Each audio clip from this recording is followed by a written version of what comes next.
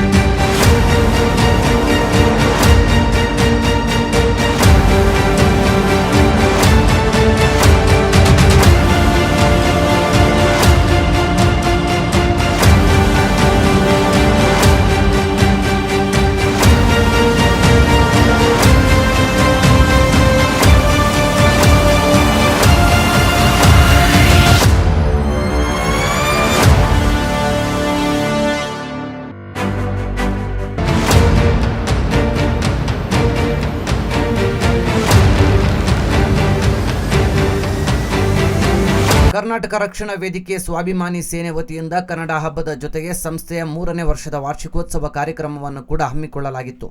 ಜೊತೆಗೆ ಈ ಬಾರಿ ವಿಶೇಷವಾಗಿ ಪ್ರತಿಭಾವಂತ ಬಡ ವಿದ್ಯಾರ್ಥಿಗಳಿಗೆ ಪ್ರತಿಭಾ ಪುರಸ್ಕಾರ ನೀಡುವುದರ ಜೊತೆಗೆ ಪ್ರೋತ್ಸಾಹ ಧನ ನೀಡಿ ಮಕ್ಕಳ ವಿದ್ಯಾಭ್ಯಾಸಕ್ಕೆ ಹೆಚ್ಚಿನ ಆದ್ಯತೆ ನೀಡಿದರು. ಬಳಿಕ ಕಾರ್ಯಕ್ರಮದಲ್ಲಿ ಭಾಗಿಯಾಗಿದ್ದ ಸಚಿವ ಡಿ ಸುಧಾಕರ್ ಮಾತನಾಡಿ, ಎಲ್ಲ ಕನ್ನಡಿಗರ ಮೇಲೆ ದೊಡ್ಡ ಜವಾಬ್ದಾರಿ ಇದೆ. ಕನ್ನಡ ಉಳಿಸಿ ಬೆಳೆಸುವ ಕರ್ತವ್ಯ ನಮ್ಮದಿದೆ. ಮೈಸೂರು ರಾಜ್ಯ ಕರ್ನಾಟಕ ರಾಜ್ಯವನ್ನಾಗಿ ಮಾಡಿ ವಿಶೇಷ ಸ್ಥಾನ ಕೊಟ್ಟಿದ್ದಾರೆ. ಸಿಎಂ ಸಿದ್ದರಾಮಯ್ಯ, ಡಿಸಿಎಂ ಡಿಕೆ ಶಿವಕುಮಾರ್ ಅವರು ಕನ್ನಡಕ್ಕೆ ಹೆಚ್ಚಿನ ಆದ್ಯತೆ ಕೊಟ್ಟಿದ್ದಾರೆ. ಬರೀ ಒಂದೇ ದಿನ ಕನ್ನಡ ನೆನಪಾಗಬಾರದು, 365 ದಿನಗಳು ಕನ್ನಡ ನಮ್ಮಲ್ಲಿ ಇರಬೇಕು ಅಂತ ನುಡಿ. ಎಲ್ಲರಿಗೂ ಸಹ ಕನ್ನಡ ರಾಜ್ಯೋತ್ಸವದ ಶುಭಾಶಯಗಳನ್ನು ಹೇಳಲಿಕ್ಕೆ ಬಯಸ್ತೇನೆ. ಎಲ್ಲ ಕನ್ನಡಿಗರ ಮೇಲೆ ದೊಡ್ಡ ಜವಾಬ್ದಾರಿ ಇದೆ. ಎಲ್ಲರೂ ಸಹ ಕನ್ನಡವನ್ನ ಉಳಿಸಿ ಬೆಳೆಸಬೇಕಂತಕ್ಕಂಥ ಮಹತ್ತರವಾಗಿರ್ತಕ್ಕಂಥ ಜವಾಬ್ದಾರಿ ನಿಮ್ಮ ಮೇಲೆ ಎಲ್ಲ ಇದೆ ಅನ್ನೋ ಮಾತನ್ನ ಈ ಸಂದರ್ಭದಲ್ಲಿ ಜ್ಞಾಪಕ ಮಾಡಿಕೊಳ್ಳಲಿಕ್ಕೆ ಬಯಸ್ತೇನೆ. ಏನು ಕರ್ನಾಟಕದ ಏಕೀಕರಣಕ್ಕೆ, ಕನ್ನಡಕ್ಕೆ ಉಳಿಸಲಿಕ್ಕೆ ಕರ್ನಾಟಕ ರಾಜ್ಯವನ್ನು ನಾಮಕರಣ ಮಾಡಿದಂಥ ಸನ್ಮಾನ್ಯ ಡಿ ದೇವರಾಜ ಅರಸರವರನ್ನ ಈ ಸಂದರ್ಭದಲ್ಲಿ ನಾನು ಜ್ಞಾಪಕ ಮಾಡಿಕೊಳ್ಳಲಿಕ್ಕೆ ಬಯಸ್ತೇನೆ. 1973ರಲ್ಲಿ ಮೈಸೂರು ರಾಜ್ಯ ಇದ್ದದನ್ನ ಕರ್ನಾಟಕ ರಾಜ್ಯ ಎಂದು ಮರು ನಾಮಕರಣ ಮಾಡಿ ದೇವರಾಜ ಅರಸರವರು ಕನ್ನಡಕ್ಕೆ ಒಂದು ವಿಶೇಷವಾಗಿರ್ತಕ್ಕಂಥ ಸ್ಥಾನವನ್ನು ಕೊಟ್ಟಿರ್ತಕ್ಕಂಥದ್ದು ನಮ್ಮ ಮುಂದಿರ್ತಕ್ಕಂಥ ಇತಿಹಾಸ. ಇಂಥ ಸಂದರ್ಭದಲ್ಲಿ ಸನ್ಮಾನ್ಯ ಸಿದ್ದರಾಮಯ್ಯ ಸಾಹೇಬರು, ಡಿ ಕೆ ಶಿವಕುಮಾರ್ ಅವರು ನಮ್ಮ ಸರ್ಕಾರ ಬಂದಾಗ 13ರಿಂದಲೂ ಸಹ ಮೊದಲನೇ ಸರಿ ಮುಖ್ಯಮಂತ್ರಿ ಆದಾಗೂ ಸಹ ಮುಖ್ಯಮಂತ್ರಿಗಳು ಎಲ್ಲ ಕಡತಗಳನ್ನು ಕನ್ನಡದಲ್ಲಿ ಬರೆಯೋದ್ರ ಮೂಲಕ, ಕನ್ನಡದಲ್ಲಿ ಸಹಿ ಮಾಡೋದ್ರ ಮೂಲಕ ಕನ್ನಡಕ್ಕೆ ಹೆಚ್ಚಿನ ಪ್ರಾತಿನಿಧ್ಯವನ್ನು ಅವರೇ ಮಾಡ್ತಾ ಇರ್ತಕ್ಕಂಥದ್ದು ನೀವೆಲ್ಲ ನೋಡಿದ್ದೇವೆ ಅಂತ ನಾನು ಭಾವಿಸ್ತೇನೆ. ಇಂಥ ಒಂದು ಸಂದರ್ಭದಲ್ಲಿ ನಮ್ಮ ಕರ್ನಾಟಕ ರಕ್ಷಣಾ ವೇದಿಕೆ ಸ್ವಾಭಿಮಾನಿ ಸೇನೆ ಶಿವಸ್ವಾಮಿಯವರು ಕನ್ನಡವನ್ನು ಉಳಿಸ್ತಕ್ಕಂಥ, ಈಗಲೇ ಜಾಗೃತಿ ಮಾಡ್ತಕ್ಕಂಥ ಕೆಲಸವನ್ನು ಮಾಡ್ತಕ್ಕಂಥದ್ದು ತುಂಬ ಉಪಯುಕ್ತವಾಗಿರ್ತಕ್ಕಂಥ ಮಾತನ್ನ. ಅದೇ ರೀತಿಗೆ ನಮ್ಮ ದಯಾನಂದ್ ಅವರು ಚೆನ್ನಾಗಿ ಹೇಳಿದ್ರು, ಬರೀ ಕನ್ನಡ ರಾಜ್ಯೋತ್ಸವ ಸಂದರ್ಭದಲ್ಲಿ ಮಾತ್ರ ನಾವು ಕನ್ನಡವನ್ನ ಜ್ಞಾಪಕ ಮಾಡ್ಕೊಳ್ಬಾರ್ದು. 365 ದಿವಸನೂ ಸಹ ಕನ್ನಡವನ್ನು ಉಳಿಸಿ ಬೆಳೆಸ್ತಕ್ಕಂಥ ಕೆಲಸದಲ್ಲಿ ನಾವು ಅದು ಭಾರಿ ಇಂಪಾರ್ಟೆಂಟ್. ಕನ್ನಡ ಉಳಿವಿಗೆ ಕೇವಲ ರೈತರ ಮಕ್ಕಳಿಂದ ಮಾತ್ರ ಸಾಧ್ಯ. ಮಾಜಿ ಸಂಸದ ಯಾರೇ ಬರಲಿ ಕರ್ನಾಟಕ ಎಲ್ಲರನ್ನೂ ಸ್ವೀಕರಿಸುತ್ತದೆ DX Max. ಇನ್ನು ಕಾರ್ಯಕ್ರಮದಲ್ಲಿ ಭಾಗಿಯಾಗಿದ್ದ ಮಾಜಿ ಸಂಸದ ಶಿವರಾಮೇಗೌಡ, ಕನ್ನಡ ಕೇವಲ ಒಂದೇ ದಿನದ ಆಚರಣೆ ಮಾತ್ರ ಸೀಮಿತವಾಗಬಾರದು, ಪ್ರತಿದಿನವೂ ಕನ್ನಡ ಉಳಿಸಿ ಬೆಳೆಸುವ ಕೆಲಸ ಆಗಬೇಕು. ಒಂದು ಸಂಘವನ್ನ ಕಟ್ಟಿ ನಿಭಾಯಿಸಿಕೊಂಡು ಹೋಗುವುದು ಸುಲಭವಲ್ಲ. ಆ ಸಂಘವನ್ನ ಕಟ್ಟಿ ಬೆಳೆಸಿ 3 ವರ್ಷದಿಂದ ಪೋಷಣೆ ಮಾಡಿದ್ದಾರೆ. ಎಲ್ಲರಿಗೂ ಹೋರಾಟದ ಛಲ ಬೇಕು. ಸಿದ್ದರಾಮಯ್ಯ ಅವರು CM ಆದ ಬಳಿಕ ಕರ್ನಾಟಕದಲ್ಲಿ ಕನ್ನಡ ಕಡ್ಡಾಯ ಮಾಡಿದ್ರು. ಸರ್ವಾಂಗೀಯ ಜನಾಂಗದಲ್ಲಿ ಬದುಕ್ತಾ ಇದ್ದೀವಿ, ಕಾನೂನು ರೀತಿಯಲ್ಲಿ ನಮ್ಮ ಹೋರಾಟ ಇರಬೇಕು ಎಂದು ಕನ್ನಡವನ್ನು ಸ್ಮರಿಸಿದರು. ನಾನು ಕೆಲವು ವಿಚಾರನ ಶಿವಸ್ವಾಮಿ ಅವರು ಹೇಳಿದ್ದನ್ನ ನಾನು ಒಪ್ಕೊಳ್ತೀನಿ. ಒಂದು ಸಂಘವನ್ನ ಕಟ್ಟಿ ಬೇಕಾದಷ್ಟು ಸಂಘಗಳಿದ್ದಾವೆ. ನಾರಾಯಣಗೌಡರ ಸಂಘ ಇದೆ, ಪ್ರವೀಣ್ ಶೆಟ್ಟರ್ ಸಂಘ ಇದೆ, ಶಿವರಾಮೇಗೌಡರ ಸಂಘ ಇದೆ. ಶಿವರಾಮೇಗೌಡ ನಾನಲ್ಲ, ಇನ್ನೊಬ್ರು ಶಿವರಾಮೇಗೌಡರು, ಅವರು ನಾಗಮಂಗಲದವ್ರೆ. ನಮ್ಮ ನಿಂಗರಾಜೇಗೌಡರ ಸಂಘ ಇದೆ, ಇವರು ನಾಗಮಂಗಲದವ್ರೆ. ಇಲ್ಲಿ ಇವ್ರ ಸಂಪುಟದಲ್ಲಿ ಬಹಳ ಜನ ಗೆಳೆಯರು ನಾಗಮಂಗಲದವರೇ ಇದ್ದಾರೆ.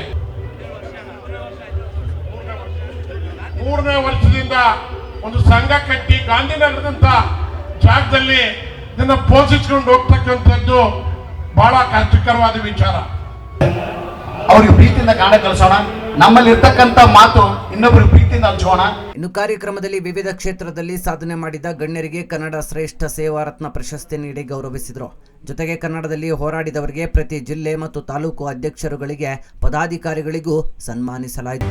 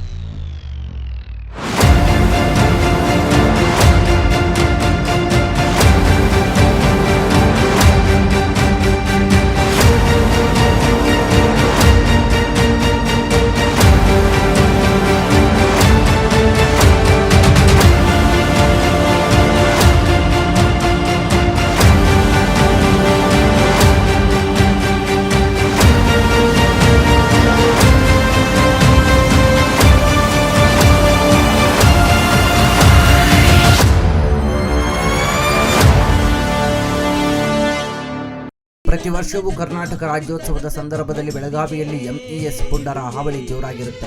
ಅದಕ್ಕಾಗಿ ಅದನ್ನು ಹತ್ತೆಕ್ಕುವ ಸಲುವಾಗಿ ಬೆಳಗಾವಿ ಸುವರ್ಣಸೌಧ ನಿರ್ಮಾಣ ಮಾಡಲಾಗಿದೆ. ಅಲ್ಲಿಯೂ ಅಧಿವೇಶನ ಕರೆಯಲಾಗಿದೆ. ಸುವರ್ಣಸೌಧ ನಿರ್ಮಾಣವಾಗಿದ್ದಾಗಿನಿಂದ ಪುಂಡರ ಹಾವಳಿ ಕಡಿಮೆ ಆಗಿದೆ. ಎಲ್ಲರೂ ಕನ್ನಡವನ್ನು ಕಡ್ಡಾಯವಾಗಿ ಬಳಸಬೇಕು. ಇದಕ್ಕೆ ಎಲ್ಲರೂ ಸಹಕಾರವೂ ಕೊಡಬೇಕಾಗುತ್ತೆ. ನಾಡಿನ ಜಲ ಭಾಷೆ ಉಳಿಸುವ ವಿಚಾರದಲ್ಲಿ ಎಲ್ಲರೂ ಕೈ ಜೋಡಿಸಬೇಕು ಅಂತ ಹೇಳಿದರು. ಕರ್ನಾಟಕ ಎಂಬ ಹೆಸರಾಗಿ 50 ವರ್ಷ ತುಂಬಿರುವ ಸುವರ್ಣ ಸಂಭ್ರಮದ ದೃಷ್ಟಿನಲ್ಲಿ ರಾಜ್ಯದಾದ್ಯಂತ ಕನ್ನಡಿಗರು ವಾಸ ಮಾಡುವಂಥ ದೇಶದಾದ್ಯಂತ ಪ್ರಪಂಚದಾದ್ಯಂತ ಆಚರಣೆ ಮಾಡುತ್ತಿರುವಂಥ ಸಂದರ್ಭದಲ್ಲಿ ಬೆಂಗಳೂರಿನ ಹೃದಯ ಭಾಗದಲ್ಲಿ ಈ ಕಾರ್ಯಕ್ರಮ ಏರ್ಪಾಡಾಗಿ ತಾಯಿ ಇವತ್ತು ಕನ್ನಡದ ಬಾವುಟವನ್ನು ಹಾರಿಸೋದ್ರ ಮೂಲಕ ಪೂಜ್ಯ ಶ್ರೀಗಳ ಒಂದು ಸಮ್ಮುಖದಲ್ಲಿ ವಿಶೇಷವಾಗಿ ಕಾರ್ಯಕ್ರಮಕ್ಕೆ ಚಾಲನೆಯನ್ನು ನೀಡಲಾಗಿದೆ. ಕನ್ನಡವೇ ಸತ್ಯ, ಕನ್ನಡವೇ ನಿತ್ಯ, ನಮ್ಮ ಉಸಿರಾಗಿರಬೇಕು ಕನ್ನಡ, ನಮ್ಮ ಮಾತೃಭಾಷೆ, ಸಾಯಿ ಭಾಷೆ. ನೆಲ ಜಲ ನಾಡು ನುಡಿಗೆ ಅಗೌರವವಾದಾಗ ನಾವೆಲ್ಲರೂ ಕೂಡ ಒಂದು ಧ್ವನಿಯಾಗಿರಬೇಕು ಎಂಬತಕ್ಕಂಥ ಮಾತನ್ನ ಈ ಸಂದರ್ಭದಲ್ಲಿ ಹೇಳಲಿಕ್ಕೆ ಬಯಸ್ತಾ ಇದ್ದೇನೆ ಬಂಧುಗಳೇ. ಇವತ್ತು ಗೋಕಾಕ್ ವರದಿ ಜಾರಿಯಾಗುವಂತ ಸಂದರ್ಭದಲ್ಲಿ ಡಾಕ್ಟರ್ ರಾಜಕುಮಾರ್ ಅವರ ನಾಯಕತ್ವವನ್ನು ನಾವೆಲ್ಲರೂ ಕೂಡ ಸ್ಮರಿಸ್ಕೊಳ್ತಕ್ಕಂಥದ್ದು ನಮ್ಮೆಲ್ಲರ ಜವಾಬ್ದಾರಿ ಎಂಬತಕ್ಕಂಥ ಮಾತನ್ನು ಹೇಳಲಿಕ್ಕೆ ಬಯಸ್ತಾ ಇದ್ದೇನೆ ಬಂಧುಗಳೇ. ಈಗ ನಾವು 8ನೇ ತರಗತಿಯಿಂದ ಓದ್ತಾ ಇರುವಂತಹ ಸಂದರ್ಭದಲ್ಲಿ ಡಾಕ್ಟರ್ ರಾಜಕುಮಾರ್ ಅವರು ಇಡೀ ಕರ್ನಾಟಕ ರಾಜ್ಯದಾದ್ಯಂತ ಪ್ರವಾಸವನ್ನ ಮಾಡಿ ಗೋಕಾಕ್ ವರದಿ ಜಾರಿಗೆ ತರ್ತಕ್ಕಂಥದ್ದಕ್ಕೆ ಪ್ರಮುಖ ಪಾತ್ರವನ್ನು ವಹಿಸಿದಂಥವರು ಹೊರನಟ ಡಾಕ್ಟರ್ ರಾಜಕುಮಾರ್ ಅವರು ಎಂಬತಕ್ಕಂಥ ಮಾತನ್ನ ಹೆಮ್ಮೆಯಿಂದ ಹೇಳಲಿಕ್ಕೆ ವಿಶೇಷವಾಗಿ ಬಯಸ್ತಾ ಇದ್ದೇನೆ. ಭಾಷಾವಾರು ಪ್ರಾಂತ್ಯಗಳು ರಚನೆ ಆದ ಮೇಲೆ ನಮ್ಮ ಗಡಿ ಪ್ರದೇಶಗಳಲ್ಲಿ ಆಗಿಂದಾಗೆ ಸಮಸ್ಯೆಗಳು ಸೃಷ್ಟಿಯಾಗುವಂತ ಸನ್ನಿವೇಶಗಳು ಎದುರಾಗ್ತದೆ. ಯಾಕೆಂದರೆ ವಿವಿಧತೆಯಲ್ಲಿ ಏಕತೆಯನ್ನು ಸಾಧಿಸಿರುವ ದೇಶ ನಮ್ಮ ಹೆಮ್ಮೆಯ ಭಾರತ ದೇಶ ಅಂತಕ್ಕಂಥ ಮಾತನ್ನು ಹೇಳಬೇಕಾಗ್ತದೆ. ಬೆಳಗಾಂನಲ್ಲಿ MES ಅವರ ಉಪಟಳದಿಂದ ಪ್ರತಿ ವರ್ಷನೂ ಕೂಡ ದೊಡ್ಡ ಸಮಸ್ಯೆಗಳನ್ನು ಎದುರಿಸಬೇಕಾದಂತ ಅನಿವಾರ್ಯ ಐತಿ. ಇವತ್ತು ಘನ ಸರ್ಕಾರದ ಮಾನ್ಯ ಮುಖ್ಯಮಂತ್ರಿಗಳು ಇವತ್ತು ಏನು ಪ್ರತಿಯೊಂದು ಕಡೆನೂ ಕೂಡ ಕನ್ನಡ ಫಲಕದಲ್ಲಿ ಪರ್ಸೆಂಟೇಜ್ ನಿಗದಿ ಮಾಡಿ ಸೂಚನೆ ಕೊಟ್ಟಿದ್ದಾರೆ, ಅದನ್ನು ಕೂಡ ಸ್ವಾಗತವನ್ನ ಮಾಡ್ತೇನೆ. ಇವತ್ತು ಈ ರಾಜ್ಯದಲ್ಲಿ ಕುಮಾರಣ್ಣ ಮುಖ್ಯಮಂತ್ರಿಗಳಾಗಿದ್ದಂತ ಸಂದರ್ಭದಲ್ಲಿ ಬೆಳಗಾಂನಲ್ಲಿ ಸುವರ್ಣ ಸೌಧವನ್ನ ನಿರ್ಮಾಣ ಮಾಡಲಿಕ್ಕೆ ಭೂಮಿಯನ್ನು ಹಸ್ತಾಂತರವನ್ನು ಮಾಡಿದಂತವ್ರು ಎಚ್ ಡಿ ಕುಮಾರಸ್ವಾಮಿ ಅವರು ಇರ್ತಕ್ಕಂಥದ್ದನ್ನು ಕೂಡ ಈ ಸಂದರ್ಭದಲ್ಲಿ ಹೇಳಬೇಕಾಗ್ತದೆ. ಅವತ್ತು ಸುವರ್ಣ ಸೌಧವನ್ನ ನಿರ್ಮಾಣ ಮಾಡ್ತಕ್ಕಂಥದಕ್ಕೆ ಅವಕಾಶ ಕೊಟ್ಟಂತವರು ಕೂಡ ಮಾನ್ಯ ಯಡಿಯೂರಪ್ಪನವರು ಇರ್ತಕ್ಕಂಥ ಮಾತನ್ನು ಕೂಡ ಈ ಸಂದರ್ಭದಲ್ಲಿ ಹೇಳಬೇಕಾಗ್ತದೆ. ಬೆಳಗಾಂನಲ್ಲಿ ಸುವರ್ಣ ಸೌಧವನ್ನ ನಿರ್ಮಾಣ ಮಾಡಿದ ಮೇಲೆ ಇವತ್ತು ಮಹಾರಾಷ್ಟ್ರದ ಉಪಡ ಕಡಿಮೆ ಆಗ್ತಕ್ಕಂಥ ಅವಕಾಶ ಆಯ್ತು. ಇವತ್ತು ನಾಡು ನುಡಿ ಜಲದ ಸಂರಕ್ಷಣೆ ಮಾಡುವಂಥದ್ದು ನಮ್ಮೆಲ್ಲರ ಆದ್ಯತೆಯಾಗಿರಬೇಕು. ನಾನು ಕೂಡ ಪ್ರಾಪಂಚಿಕ ಸತ್ಯಾಸತ್ಯತೆಯನ್ನ ಎತ್ತಿಡಿದಂತ ತ್ಯಾಗಮೂರ್ತಿಯಾದಂಥ ಭಗವಾನ್ ಬಾಹುಬಲಿಯ ಪುಣ್ಯಕ್ಷೇತ್ರ ಶ್ರವಣಬೆಳಗೊಳ ಕ್ಷೇತ್ರದ ಶಾಸಕನಾಗಿ ನಿಮ್ಮ ಮುಂದೆ ಬಂದು ನಿಂತಿದ್ದೇನೆ ಬಂಧುಗಳೇ. ಯಾಕೆಂದ್ರೆ ಪೂಜ್ಯ ಚಾರುಕೀರ್ತಿ ಶ್ರೀಗಳ ನೇತೃತ್ವದಲ್ಲಿ ಬಹುಶಃ ಇತಿಹಾಸದಲ್ಲಿ ಉಳಿಯುವಂತ ಅಖಿಲ ಭಾರತ ಕನ್ನಡ ಸಾಹಿತ್ಯ ಸಮ್ಮೇಳನ ಇವತ್ತು ದಾಖಲೆಯಲ್ಲಿ ಉಳಿಯುವಂತ ಒಂದು ಅವಕಾಶ ಆಗಿದೆ. ಇವತ್ತು ಮಂಡ್ಯದಲ್ಲಿ ಅದು ನಡೀತಕ್ಕಂಥದಕ್ಕೆ ಇವತ್ತು ಸರ್ಕಾರ ಅವಕಾಶವನ್ನ ಮಾಡಿಕೊಟ್ಟಿದ್ದಾರೆ. ಈ ಸಂದರ್ಭದಲ್ಲಿ ಇಂತಹ ಕರ್ನಾಟಕ ರಕ್ಷಣಾ ವೇದಿಕೆ ಸ್ವಾಭಿಮಾನಿ ಸೇನೆ ನಿಂಗರಾಜಗೌಡರ ನಾಯಕತ್ವದಲ್ಲಿ ಇವತ್ತು ಕನ್ನಡದ ಇಂದು ಸಿಲಿಕಾನ್ ಸಿಟಿ ಬೆಂಗಳೂರಿನಲ್ಲೂ ಬೀದಿ ಬೀದಿಗಳಲ್ಲೂ ಕೂಡ ಕನ್ನಡದ ಕಂಪು ಪಸರಿಸಿತ್ತು.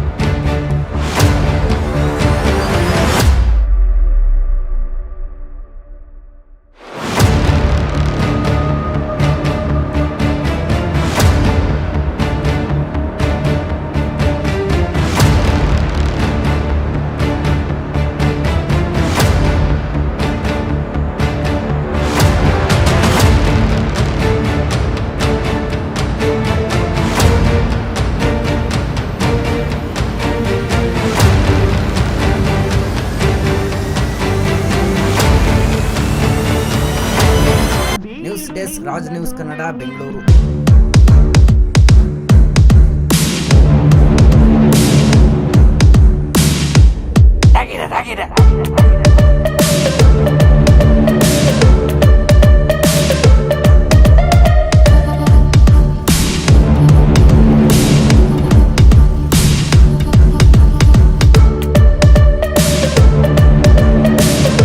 ಈ ಬಾರಿಯ ಕನ್ನಡ ರಾಜ್ಯೋತ್ಸವದ ಸಂಭ್ರಮ ವಿಭಿನ್ನವಾಗಿತ್ತು. ನಾಡಿನಾದ್ಯಂತ ಕನ್ನಡ ಹಬ್ಬ ಮನೆ ಮಾಡಿತ್ತು. ಅದರಂತೆ ಇಂದು ಸಿಲಿಕಾನ್ ಸಿಟಿ ಬೆಂಗಳೂರಿನಲ್ಲೂ ಬೀದಿ ಬೀದಿಗಳಲ್ಲಿ ಕೂಡ ಕನ್ನಡದ ಕಂಪು ಪಸರಿಸಿತ್ತು. ಇದೇ ಇವತ್ತಿನ ವಿಶೇಷ ಕಾರ್ಯಕ್ರಮ. ನೋಡ್ತಾರಿ ರಾಜ್ ನ್ಯೂಸ್, ಇದು ಕನ್ನಡಿಗರ ಧ್ವನಿ. ಕನ್ನಡದ ಸಿದ್ಧ ಹಾಡೋದಕ್ಕೆ ಎದ್ದ